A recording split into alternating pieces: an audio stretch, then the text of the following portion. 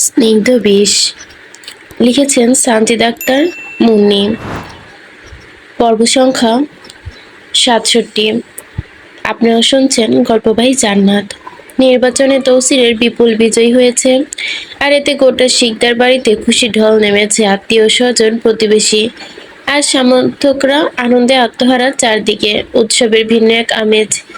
বিজয় উল্লাসে মত্ত হয়েছে মানুষের বড়সড় মিছিল নিয়ে বের হয়েছে রাস্তায়। তৌসিরকে কাঁধে তুলে নাচাতে গাচাতেই অন্ত নেই। ঢোল, করতালি, বাঁশি আর মাইকের আওয়াজে মুখরিত চারপাশ জুড়ে বাজনার শব্দ। মানুষের ভিড়ে পুরো বাড়ি মেতে উঠেছে অদ্ভুত এক উচ্ছ্বাসে। ঘড়ির কাঁটা এখন ছুঁয়েছে রাত ১১টা। চারপাশের কোলাহল, উৎসব আর বিজয়ের আঙিনার আলো থেকে নিজেকে অনেক দূরে সরিয়ে তৌসির একা বসে দাঁড়িয়ে বেলকনির এক কোণে। একমনে সিগারেট টানছে সে। তার প্রতিটা টানে ভেতরের কোনো অজানা ভার হালকা করে দিচ্ছে চিরন্তর চেষ্টায়। নির্বাচনে জেতা, মেয়র হওয়ার ক্ষমতা, শীর্ষতায় আনন্দ তাকে মনে মনে বিন্দু বিন্দু ছুঁয়ে যাচ্ছে। তার মুখে বিজয়ের হাসি লেগে থাকলেও চোখের গভীরে জমে থাকা ভারী অবসাদের ছায়া। সিগারেটের ধোঁয়ায় ভেতরের চাপা যন্ত্রণাকে দমানোর চেষ্টা করছে সে বারংবার। দোয়ার কুণ্ডলীর পাক খেয়ে খেয়ে ওপরে ওঠে অন্ধকার আকাশের দিকে। তার সেই সাথে সাথেই মনে হচ্ছে জীবনের যাবতীয় আশা, ভাঙন, প্রাপ্তি ও ব্যক্তি কষ্ট ধোয়ার সঙ্গে মিশে হারিয়ে যাচ্ছে শূন্যে। ঠিক তখনই না জানি শব্দে এসে দাঁড়ায় তার পেছনে। তার পায়ের শব্দ পর্যন্ত পাওয়া যায়নি, ঠিক বাতাসের মতো এসে থামিয়েছে সে। কিছুটা দূরত্ব বজায় থাকতেই নীরবতা ভেঙে জিজ্ঞাসা করে সে, আগে তো এসব টানতেন না, এখন এসব খেতে মনের কোনো শাড়ির ভেতরে নষ্ট করার কি দরকার? নাজার কথায় তৌসিরের ভাবান্তর ঘাটে যেন হঠাৎই। হাতের সিগারেটটা এমনিতেই শেষের দিকে এসেছে, তাই সে আর নতুন করে টান দেয় না। ব্যালকনির ফুলের টবে অবশিষ্ট অংশটুকু গুজে রাখে। ধীরে ধীরে ঘুরে তাকায় নাজহার দিকে। তার চোখের কোণে ফুটে ওঠে এক চিলতে তিক্ত হাসি। যে হাসি আনন্দ নেই, রয়েছে শুধু অসহায়ত্বের ছাপ। তারপর নিচু গলায় বলে, মনের ভেতরে একরকম করলেই ক্ষতি কি? এই উত্তর শুনে নাজহাত তৌসিরের ওপর থেকে দৃষ্টি সরায় না। সঙ্গে সঙ্গে ওই চোখে দিকে বেশিক্ষণ তাকিয়ে থাকাও তার পক্ষে সম্ভব নয়। মাথা নিচু করে তাকায় অদূর আকাশের দিকে, যেখানে চাঁদ আধো মেঘে ঢাকা। তারপর শান্ত গলায় বলে, আপনার ইচ্ছা, কিন্তু এই গন্ধযুক্ত শরীর নিয়ে বাচ্চাদের সামনে যাবেন না, করা নিষেধ দিলাম। তৌসির সম্ভবত এই কথার জন্য প্রস্তুত ছিল। সে ছোট করে বাধ্য ছেলের মতোই উত্তর দেয়, আচ্ছা যাবো না। এরপর কিছুক্ষণ দুজনে কেউ আর কোনো কথা বলে না। নাজা একদৃষ্টে তাকিয়ে থাকে আকাশের দিকে, আর তৌসির অপলক তাকিয়ে থাকে নাজার মুখের দিকে। ঠিক এই মুহূর্তে চোখের ভেতরে গেঁথে গিয়েছে নাজার চিরকালের মতো। চাঁদের ম্লান আলোয় নাজার মুখটা বাইরে থেকে শান্ত দেখালো, বুকের ভেতরটা দগদগ করা দীর্ঘদিনের জমানো ক্ষোভ, অভিমান, অপ্রকাশিত যন্ত্রণা শেষ পর্যন্ত এই ভারী নীরবতা ভেঙে তৌসির ওই প্রথমে মুখ খুলল। গলায় এক অজানা কম্পন নিয়ে বলল, একটা কথা বলি, শুনবি? নাজা এবার ঘাড় ফিরে তৌসিরের দিকে দৃষ্টি নিবদ্ধ করে, চোখে চোখ রেখে শান্ত করে বলে, বলুন। তৌসির একটু সময় নেয়, ভেতরে ভেতরে কথাগুলো গুছিয়ে নেওয়ার চেষ্টা করে। বুক একটা দীর্ঘ শ্বাস ফেলে ভারী গলায় বলে, আমি আগামী ২-১ দিনের ভেতর ইন্ডিয়া যাবো। আমি যদি ১ মাসের মধ্যে না ফিরি, অথবা আমি টোপ খেয়ে গেছি, খবর শুনিস, তাহলে বাপের বাড়ি চলে যাস। আর যদি পারস আমার বাচ্চাগুলোরে নিয়ে যাইস। তুই নিবি না লগে না কথাও না, তাও কইলাম। মা তো তুই, মায়া যদি থাকে অগপতি একটু হলেও নিয়ে যাইস। আর আমি যদি জিন্দা ফিরি, তাহলে তোর মুক্তি কইরা দিমু। তবে না ফেরার সম্ভাবনাই বেশি। তৌসিরের প্রতিটি কথা যেন ছুরির মতো বিঁধে নাচার বুকের ভেতরে। কিন্তু বাইরে থেকে সে টের পায় বা পেতে দেয় না কিছুই। তার গলার স্বর স্বাভাবিক রকমেই ঠান্ডা হয়ে যায়, ঠিক বরফের মতোই জমাট বাঁধা। তার মুখে সমস্ত রং রক্ত গিয়েছে, ঠোঁট দুটো শক্ত হয়ে গেছে, চোল শক্ত হয়ে যায়। তবুও ভেতরের কম্পন লুকিয়ে নিচে নিজেকে সবটুকু সামলে নির্লিপ্ত কণ্ঠে সে বলে, আমি চাই আপনি মারা যান, কিন্তু আপনি মারা গেলে এদের কি হবে? এই ৩ জনকে কে দেখবে? আপনি নিশ্চিত থাকুন যে আপনার কিছু হলে আমি এদের দায়িত্ব নিচ্ছি না। তাই যা করার ভেবেচিন্তে করুন। আপনার মৃত্যুতে আমার কিছু হবে না, ক্ষতি হবে আপনার সন্তানদের। আপনার যেমন নালে কুলে বড় হয়েছেন, ওরাও তেমন তাই হবে। আর আপনার রক্তের ভার অত্যন্তভাবে বয়ে বেড়াবে কথাগুলো শুনে তৌসির কিছুক্ষণ স্থির থাকে, নিষ্পলক দৃষ্টিতে তাকিয়ে থাকে নাজহার চোখের গভীরে। তারপর কণ্ঠে সমস্ত অসহায়তা ঢেলে, পাষাণের মতো করে কথা কইতেছস নাজা, এরকম কথা কইস না। আমার সন্তানগুলো নিয়ে আমার নিশ্চয়তা নাই। আমার সন্তানগুলো একটু নিজের মনে কর না। এবার নাচের ভেতরে একদিনে ধরে রাখা চাপা পড়ে থাকা ক্ষোভের বাঁধ ভেঙে পড়ে হুড়মুড় করে। দাঁত চেপে জল চোখের আগে ফুঁসতে ফুঁসতে সে বলে ওঠে, নিজের মনে করছেন বলেই তো এত কষ্ট জন্ম দিয়েছি আমি, অথচ সব এখন আপনার। নিজের মনে করেছেন বলেই নিজের কলিজা নিংড়ানো দুধ খাইয়েছি, নিজের রাতে ঘুম হারাম করে ওদের বড় করছি। এর বেশি আমি আর কিছু দায়িত্ব নিতে চাই না। আমি কি, আমার কাছে দায়িত্ব কে নিয়েছে? যার নিজের বিবেচনার এসব বলেন, আমাকে কেন এসব বলছেন? আমাকে তো নামে বিয়ে করেছেন, আমার আগে তো 100 বার হাঙ্গা হয়ে গেছে ওই মহিলাকে। তাহলে ওই মহিলার কাছে যান, নিজের বিবেচনকে গিয়ে বলুন কথা। উঠে বসেন। তাকে না বলে আমাকে কেন বলছেন? যার কথা উঠবাস করেন তাকে বলা উচিত। তৌসির নাজের এই ক্ষীণ বিষাক্ত প্রশ্নের কোনো উত্তর দেয় না সরাসরি, শুধু ঠোঁটের কোণে ফুটে ওঠে একটি তিক্ত হাসি, যে হাসির ভেতর লুকিয়ে থাকে অনেক ব্যর্থতা, অনেক অপরাধবোধ আর স্বীকারোক্তি। সে খুব ভালো করে জানে প্রতিবাদের কোনো অধিকার আর অবশিষ্ট নেই। কিছুক্ষণ চুপ থেকে শান্ত ক্লান্ত গলায় বলে, আমি ছাড়া তুই ওদের গতি নেই, কারণ তুই ওদের মা। এই সহজ স্বীকারোক্তিমূলক কথাগুলো নাজার আগের আগুনে যেন ঘি ঢেলে দেয়। ক্রোধে আরো কয়েক গুণ বেড়ে যায় তার, চোখ দুটো জ্বলে ওঠে অঙ্গারের মতো, বুকের ভেতরে গোঙানি ফুঁসে ওঠে চাপা কান্নায়। রাগকে কোনো মতে দমাতে সে বেলকনি ঠান্ডা লোহার রেলিংয়ে শক্ত করে চেপে ধরে আঙ্গুলের ঘটগুলো সাদা হয়ে যায় চাপা তীব্রতায়। তারপর দৃঢ় কণ্ঠে প্রশ্ন ছুড়ে দিয়ে বলে, সে কথা যেটা প্রতিদিন বুকের ভেতর গুমড়ে গুমড়ে মারছিল, আমাকে তালাক দিন, আমার তালাক চাই, আমি এই বাচ্চাদের সামলাতে পারবো না। এ কথায় তৌসিরের ভেতরটা অসহ্য সীসার মতোই যেন ভেঙে পড়লো। এতক্ষণে চাপা রাগ এবার যেন রাগেই রূপ নিল, ক্ষোভগুলো, কষ্টগুলো। সে ধমকে উঠে গমগমে বলে, এই মাঝরাইতে কালিটা খাইস, সিনালের কথাবার্তা দিয়া যা, ঘুমা গিয়া যা, সরেন থে। কিন্তু নাজা আজ পিছু হাঁটলো না, পিছু হাঁটার পাত্রীও নয় সে। সোজা তাকিয়ে জেদ ধরে বলে, ঘুমাবো না, এখানেই থাকবো আমি। তৌসির চুপচাপ দাঁড়িয়ে থাকে। নাজা সেই জেদি মুখের দিকে তাকিয়ে অপলক, বুঝে যে এই মুহূর্তে কথা দিয়ে কিছু হবে না, যুক্তি দিয়ে ওর জেদ ভাগানো নয়। ভেতরে ভেতরে সে একটা সিদ্ধান্ত নিয়ে ফেলে। তারপরে একটা কথাও না বাড়িয়ে, বিন্দুমাত্র কলাক্ষেপ না করে এক ঝাটকায় ঝুঁকে পড়ে নাজাকে কোলে তুলে নেয়। এটাই আকস্মিকতাই এই কাণ্ড নাজা টের পাওয়া পর্যন্ত যা ঘটার ঘটে গেছে। তারপর সোজা রুমের দিকে হাঁটা ধরে তৌসির। নাজা চিৎকার করে না বাচ্চাদের ঘুম ভাঙার বয়ে, গলা চড়াও করে না, তবে ভেতর ভেতর তীব্র আগ্রহে জোরে তৌসিরের কলার চেপে ধরে, তাতে দাঁত চেপে নিজের নখ বসিয়ে দেয় প্রশস্ত বুকে, ছাড়িয়ে নেওয়ার আপ্রাণ চেষ্টা চালাতে থাকে, শরীর মোচড়াতে থাকে। হাত ছড়ছে কিন্তু তৌসিরের বাঁধন মজবুত এতটাই, তার বাহুর থুতনি এতটাই শক্ত যে কোলের বন্দিদশা থেকে বের হওয়ার সাহস কোনো কাজেই হলো না নাজার।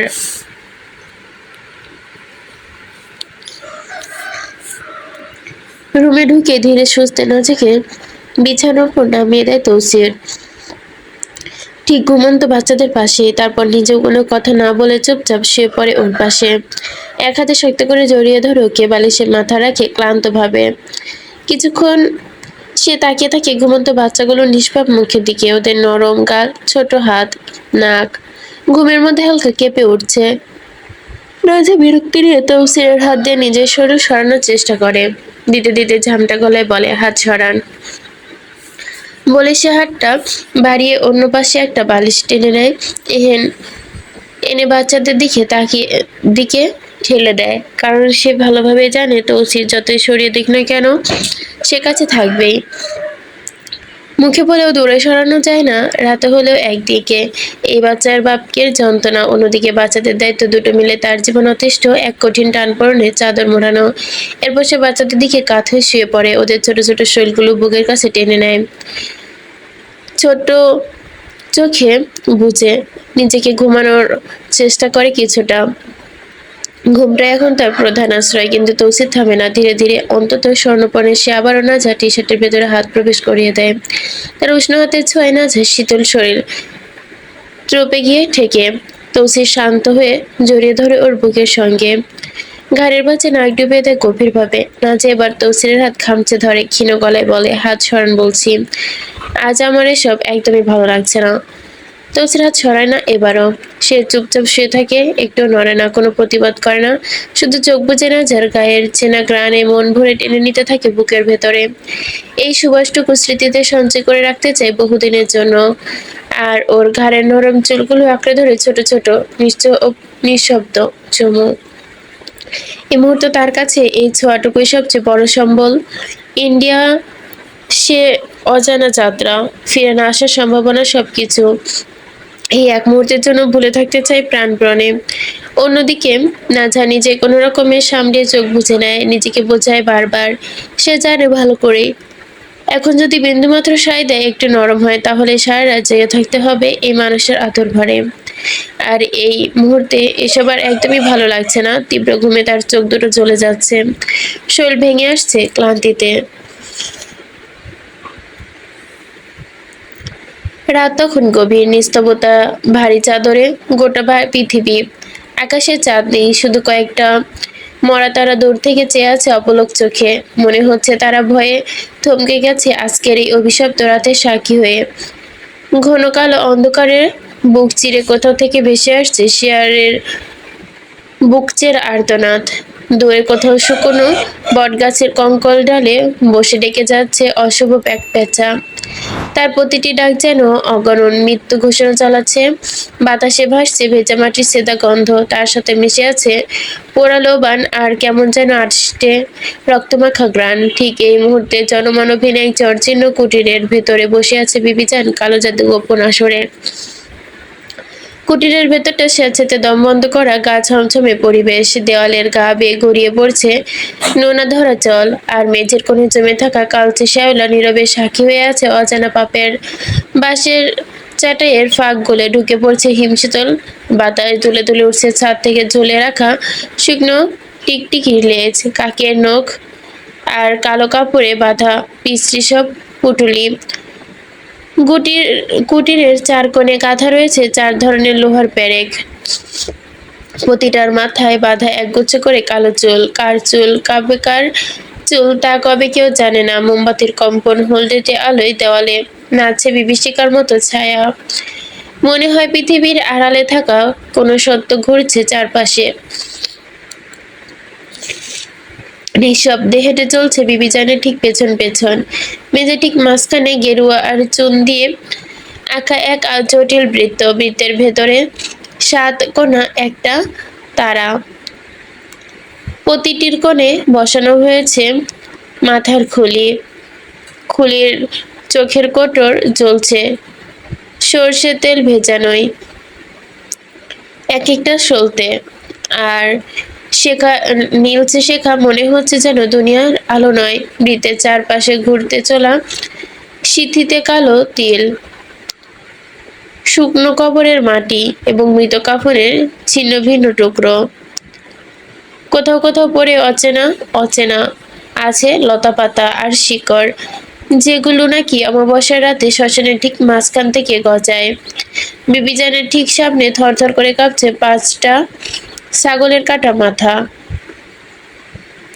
তাদের নিষ্প্রাপ চোখগুলো অপলক তাকিয়ে আছে, শুকনো ঠোঁটের কোণ বেয়ে চুইয়ে পড়ছে কালচে রক্ত। মেঝেতে ছড়িয়ে আছে দলা দলা রক্তমাখা মাংস, আর সদ্য শেষ হওয়া কোনো নরপিচাসের ভোজ সবার জানান দিচ্ছে। পাশে মাটিতে এক পুরনো পাত্রে রাখা পচা সাপের বিভৎস তরকারি, যার উৎস নারী নিংড় গন্ধ ভারী হয়ে আসছে কুটিলের প্রতিটা কোণের বাতাস। আরেক পাশে রাখা কাঁসার এক থালায় সামান্য কাটা মুরগির ঠ্যাং, কালো ছাগলের কলিজা এবং কয়েকটা কাঁচের শিশিতে বন্দি কচি শিশুর নারী শুকনো টুকরো। এই নারী বিবিচান বহুকাল আগে কোনো এক প্রসাদের কাছ থেকে ছলে বলে হাতে নিয়েছিলেন। আর ওই পৈশাচিক আয়োজন ঠিক মাঝখানে চিৎ করে শুয়ে থাকা এক বেওয়ারি মানুষের নিথর দেহ। কে সে, কোথা থেকে এলো, কেউ জানে না, জানার প্রয়োজনে নেই, কারণ আজ এই নিথর দেহই হতে চলেছে বিবিচানের ইঞ্চিত চালানের বাহন। লাশটার সারা গায়ে বিবিচান নিজের হাতে এঁকেছে রহস্যময় সব চিহ্ন। এর মধ্যে রয়েছে কোথাও উল্টো করে লেখা আরবি হরফ, কোথাও সাপের কুণ্ডলি পাকানো ছবি, আবারও কোথাও এমন প্রতীক যা পৃথিবীর কোনো ভাষার অক্ষরের সঙ্গে মেলে না। লাশের কপালে ঠেকানো একটি লোহার ত্রিশূল, বুকে ঠিক মাঝখানে বসানো একটি কালো পাথরের তাবিজ। তাবিজটা মৃদু মৃদু কাঁপছে, যেখানে মনে হচ্ছে ভেতরের বন্দি কোনো ক্রুর ছটফট করছে। ধীর পায়ে এগিয়ে আসে বিবিজান, পরনে গাঢ় রঙের একটা ছেঁড়া কাপড়ের টুকরো, আলো থালো কাপড়ে লেপ্টে থাকা তাজা রক্তের ফোঁটা। গলায় ঝুলছে হাড়ের মালার মতোই, হাতে ধরা ধারালো ছুরি। আলোয় ঝিলিক দিয়ে উঠছে ছুরির বাটে খোদাই করা এক বিরাট জীবের মুখ, যা চোখ দুটো এই মুহূর্তে চলচল করছে জীবন্ত অঙ্গারের মতো। মন্ত্র উচ্চারণ করতে গিয়ে নিজের ছুরির মতোই যেন বাচ্চাচ্ছে তার, যা কোনো জীবিত মানুষের বোঝার সাথে নেই।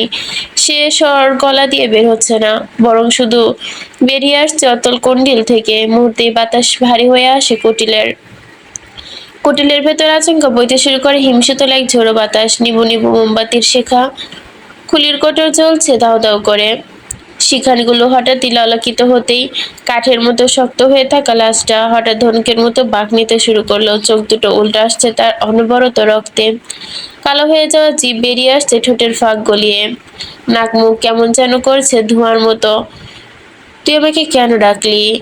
আগে আমায় বলি দে, নয়তো এখন তোর জান কবজ করবো। সে চিৎকার করে কুটিরের মাটি মেঝে পর্যন্ত থরথর করে কেঁপে ওঠে। দূরে কোথাও এক ঝাঁক বাদর ডানা ঝাপটে উড়ে যায় নিশাতি রাতের দিকে, কিন্তু বিভীষণের চোখে মুখে ভয়ের বিন্দুমাত্র চিহ্ন নেই। নির্লিপ্ত মুখে তিনি ধীরে ধীরে বিকৃত গলার চেহারায় দিকে নিভৃত দৃষ্টিতে আকর্ষণ করে। চামড়া ঝুলে পড়েছে হাড়ের সঙ্গে, চোখের কোণে বসে গেছে গভীর গর্ত, ঠোঁটের কোণে দগদগিয়ে ঘা, মাথার তালুর জায়গায় জায়গায় উঠে গেছে চুল, বেরিয়ে আসছে কালচে খুলি। শান্ত অথচ দৃঢ় কণ্ঠে বলে ওঠে, আমার চেহারা নষ্ট হয়ে যাচ্ছে, তুমি কিছু করো, আমাকে আগের রূপ ফিরিয়ে দাও। এর বিনিময়ে তোমায় কয়টা লাশ দিতে হবে বলো, শুধু একবার বলো, আমি দিব। ফুসফুস করে শ্বাস একটু থিয়ে আসে ইফিতিয়ার। কুফুরি বিদ্যার পারদর্শী বিবিজানের দিকে ক্ষীণ রক্তবর্ণ দৃষ্টিতে তাকিয়ে এসে খানিকক্ষণ মৃতদেহের বুকটা ওঠানামা করছে অস্বাভাবিক ছন্দে। দেখলে মনে হবে ভেতরে দুটো হৃদয় একসঙ্গে ধুকপুক করছে। তারপর গড়গড়িয়ে কর্কশ গলায় বলে, আমার 4টে বলি চাই, 4টে, তাও আবার সব তাজা তরুণী, বুঝলি? এমন তরুণী যাদের গায়ে এখনো আছে কুমারিত্বের গ্রাণ, যাদের রক্তে এখনো মেশানো আছে পাপের কালিমা। কোনরূপ দ্বিধা, কোনরূপ কম্পনে বিবিচারের কাণ্ডে মাথা নেড়ে সঙ্গে সঙ্গে রাজি হয়ে যায় তিনি। দেব বলি দেব, শুধু বল আমাকে এখন কি কি করতে হবে। ইনফ্রিত তখন সেই পচা সাপের তরকারির পাত্রটার কাছে টেনে নেয়, মৃতদেহের হাত দুটো নাড়িয়ে ওঠে অস্বাভাবিক ভঙ্গিতে। মনে হচ্ছে হাড়গুলো উল্টিয়ে বাঁকিয়ে নেবে। সে জানে কোন স্থান থেকে এক মুঠি কিলবিলিয়ে পোকা এনে ফু দিয়ে মিশিয়েছে বিভীষিকার মিশ্রণে। কালো রক্তপোছা লাল লাল পোকা, কারো গায়ে কাটা, কারো লেজে বিষাক্ত হোল। পাত্রের কোণে পচা সাপের মাংসের সাথে ছটফট করতে থাকা ছাগলের চর্বির সাথে মিশে গিয়ে তৈরি হয়েছে এক জমাট বাঁধা ঘন কালচে সবুজ তরল। পোকাগুলো তরলের ভেতরেই জীবন্ত অবস্থায় মরণ খাচ্ছে যেন। তাদের গা থেকে বের হয়ে আসছে হলদেটে রসে মিশে থাকা কিছু একটার মিশ্রণ। ইনফ্রিত পাত্রটা এগিয়ে দিতে গমগমিয়ে গলায় নির্দেশ দেয়, নেটা পান কর, এক ফোঁটাও মাটিতে ফেলবি না, না হলে সব বৃথা। বিন্দুমাত্র কিমা কিমা সংকোচ ছাড়াই বিবিজান চোখে এটি তার কাছে সাধারণ এক পানীয়। তিনি তখন দুই হাতে পাত্রটা তুলে নিয়ে গোগ্রাসে গিলে নেয় সেই পচা সাপ আর জীবন্ত পোকার বীভৎস মিশ্রণ। ঠোঁটের কোণে বেয়ে গড়িয়ে পড়ে ঘন সবুজ তরল, চিবুক ছিঁড়ে ফোটায় ফোটায় ঝরতে থাকে হাড়ের মালায়। গলা বেয়ে নেমে আসে পোকাগুলো, ছি, কিলবিল করতে করতে হারিয়ে যায় ভেতরের অন্ধকার। বিবিজানের গলার ভেতর থেকে ভেসে আসে অজানা এক গুড়গুড় শব্দ। মনে হয় পেটের ভেতর থেকে ফুঁড়ে আসছে, নড়ে চড়ে যাচ্ছে জায়গায় জায়গায়, নিজেদের জায়গা করে নিচে যেন পোকাগুলো। আর ঠিক তখনই ঘটে গেল অবিশ্বাস্য কাণ্ড। তার গলে পড়া চামড়া টানটান হতে শুরু করলো। ঝুলে যাওয়া চাম্বাগুলো যেন ফিরে গিয়ে বসে গেল আগের গঠন। বসে যাওয়া চোখে ফিরে আসে সে আগে ধারালো চাহনি, মাথার খুলিতে গজিয়ে উঠল ঘন কালো কেশরশি, ঠোঁটের ঘা মিলিয়ে পুনরায় এক নিমিষে বুকের চামড়ায় জেগে উঠল যৌবনের সেই পুরানো টান। হাতের শিরাগুলো আবারও ভরে ওঠে গরম রক্তে। মুহূর্তে বিবিচানের নষ্ট হয়ে যাওয়া চেহারা আবারও সতেজ হয়ে ওঠে। আগের রূপের কোনো চিহ্ন আর অবশিষ্ট নেই, কিন্তু এই সতেজ চেহারা আড়ালে লুকিয়ে থাকা গাঢ় আরো ভয়ঙ্কর এক অন্ধকার। চোখের মনির গভীরে চলতে থাকা ইফরিতের রক্তবর্ণ আভা।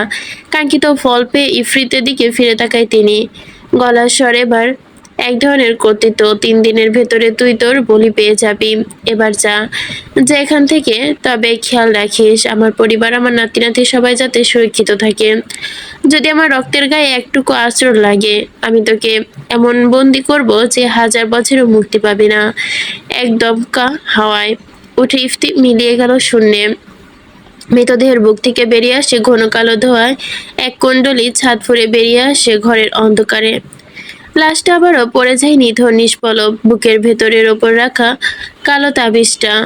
তবুও যেন মৃদু মৃদু ধুকধুক করছে, প্রমাণ দিচ্ছে ভেতরের সত্তাটা এখনো পুরনো, শান্ত হয়নি। চারদিকটা এমন স্তব্ধ হয়ে থাকায় বোঝার উপায় নেই কিছুক্ষণ আগে এখানে কি ঘটে গেছে। ধীর পায়ে বিবেচনা এগিয়ে এসে যায় কোণে রাখা পুরনো ধুলোমোলা আর এক আয়নার সামনে।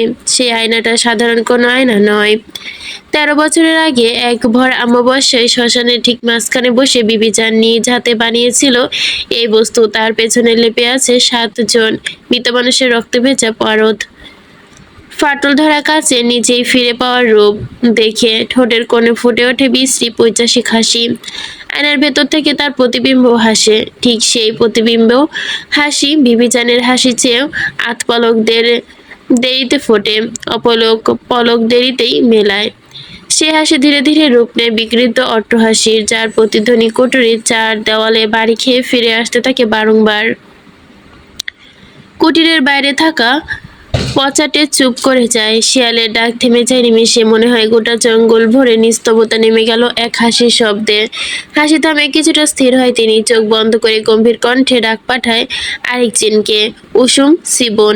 মেঝেতে আঁকা বৃত্তের কেন্দ্রটা রাখা এক মুঠো কালো ছাই তুলে নিয়ে ফু দেয় বাতাসে। সেই ছাই বাতাসে মিলিয়ে যেতেই কন্ডিল এক কোণে কালো ধোঁয়ার মতোই জমতে থাকে। ধোঁয়ার গ্রানে ভেতরে আসতে হালকা আতরের গ্রান, কিন্তু সেই গ্রানে তিনি চাপা পড়ে পোড়া মাংসের বিশ্রী গন্ধ।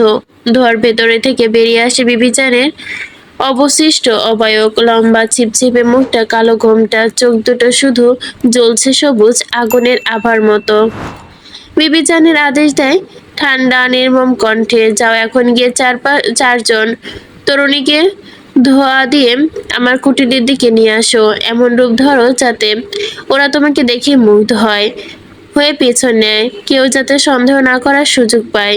জিনটা কোনো প্রশ্ন করে না, উত্তরও দেয় না, শুধু মাথা নত করে সম্মতি জানিয়ে বাতাসে মিলিয়ে যায় নিমিষেই। বিবিচানে আসলে সাধারণ কোনো ডাইনি নন, তিনি এক ভয়ঙ্কর কুফর, যার নামে শুধু অন্ধকার জগতের বড় কোনো সাধকই সেপে ওঠে। তিনি শুধু একটি দুটি নয়, 7-8টি ভিন্ন প্রজাতির জিন পুষে রেখেছে নিজের বশে। কেউ তাকে বাতাসে, কেউ পানিতে, কেউ বা কোনো রুটিতে মাটির আতর গন্ধে। কোনো জিন ভর করে পুনরায় বটগাছের কোটরে, কোনোটি নদীর ঘোলাটে জলের নিচে। আবার জিন কিছু কুটিল চালায় ফাঁক করে বসে পাহারা দিয়ে বিবিজানকে নিয়মিত বলি দিতে তাজা রক্তের এনে তুষ্ট করে। বিবিজান হাসিল করে সমস্ত হিংসার্থ, আর বলির উষ্ণ রক্ত পান করে দিনে দিনে আরো ভয়ঙ্কর, আরো শক্তিশালী হয়ে ওঠে তার পোষাই অশুভ জিনের দল।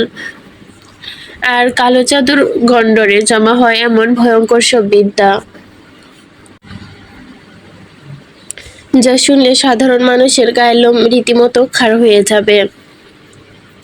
মানুষের নখের গুঁড়ো এসব তার কাছে হাতের ম। কেউ যদি তার পথের কাটা হয়, বিবিজা নিমিষে তার নাম লিখে ফেলেন কালো কাগজে। সে কাগজ পুঁতে দেন কোনো নবজাতকের কবরে। সাত ব্যাস 7 দিনের মধ্যেই মানুষটি ধুকতে ধুকতে চলে যায় না ফেরার দেশে। কেউ যদি তাকে ভালোবাসতে না চায়, তিনি বশকীয়তা করে টেনে আনেন নিজের পায়ের কাছে। কেউ যদি তাকে তার সম্পত্তির দিকে চোখ তুলে তাকায়, তাকেও তিনি শেষ করে দিতে বিন্দুমাত্র ভাবে না। কিন্তু এই সব কিছুর পেছনে লুকিয়ে আছে তার অসুদূরপ্রসারী ভয়াবহ পরিকল্পনা। উত্তরাধিকারী একদিকে তিনি তুলে আনতে দেবেন একজনকে, সেই একজনই হলো তৌসির। সকাল ঠিক 7টা, দিনের ব্যস্ততা সেখানে ভেতরে জমেনি, কিন্তু তৌসির চারদিকে সেই শান্ত লেশমাত্র যেন ছিটে ফোটা নেই। এখানে রীতিমতো জটলা জমে উঠেছে। রুদ্র, নোহমান আর কেরামত এই তিন মূর্তি তৌসিরের মাঝখানে ঘিরে রেখেছে। একজন তার হাত চেপেছে, আরেকজন কাঁধ, আরেকজন ঝুলে পড়েছে। তিনজনের সামনে দাঁত কেলিয়ে হাসছে। সবার মুখে একটাই আবদার, একই সুর। কাকুতি মিনতি করেও তারা বারংবার বলছে, ভাই একটা বার করতে দাও অকামটা, শুধু একটা বার দেখি ভাবে রিয়াকশনটা কি। গত কয়েকদিন ধরে ওরা তৌসিরের পেছনে আঠার মতো লেগে আছে এক অকল্পনীয় নাটক মনস্থ করার জন্য। যেখানে সেখানে ওরা পড়ে আছে, ছাড়ার কোনো নাম নেই। ওদের মাস্টার প্ল্যান হলো কাউকে একজন বউ সাজিয়ে তৌসিরের সাথে বাড়িতে ঢুকাবে, আর তৌসির বাড়িতে সবাইকে বলবে যে তার নাচা তাকে পাত্তা দেয় না, তাই বাধ্য হয়ে দ্বিতীয় বিয়ে করে ফেলেছে সে। প্ল্যানটা শুনে প্রথম দিকে তৌসিরের চোখ কপালে উঠেছিল। তৌসির এসব পাগলের ধারে কাছেও যেতে রাজি নয়। সে খুব করে ভালো করেই জানে এই নাটক করলে নাচা বাকি জীবন তাকে এই খোঁটা দিবে। এমনিতেই নাচা চোখে দোষের অভাব নেই তার জন্য। ঘুম থেকে ওঠা থেকে রাতে ঘুমানো পর্যন্ত সবকিছুতে দূরত্বর পাওয়া যায়। তার উপর যদি নতুন করে খাল কেটে কুমির এনে সে কোনো দুঃখে আনতে যাবে। তৌসির ওদের কথা কানে না তুলে সব জানিয়ে দেয়। সর্বাঞ্চুতরা, শালা তোরা বুঝতে পারতেছস না, এই অকাম করলে আমার সংসারে বিরাট আগুন ধরবো। কিন্তু নাজেমো তাদের সাথে সেই পিছপা হওয়ার পাত্র নয়। আগুনের কথা যেন আরো উচকে দিল তাকে। দাঁত কেলিয়ে হাসতে হাসতে উস্কে দেওয়া সুরে বলে, আরে আগুন তো লাগাই আছে, আরেকটা না হয় লাগলো, শুধু বউটার রিয়াকশন দেখি কি করে। এই কথা শুনে রুদ্র আর নোহমান উচ্ছ্বসিত তলিয়ে পড়ে যেন। তাদের হাসির মোহরায় সিদ্ধান্ত নেওয়া হয় তৌসিরের মাথায় হাত।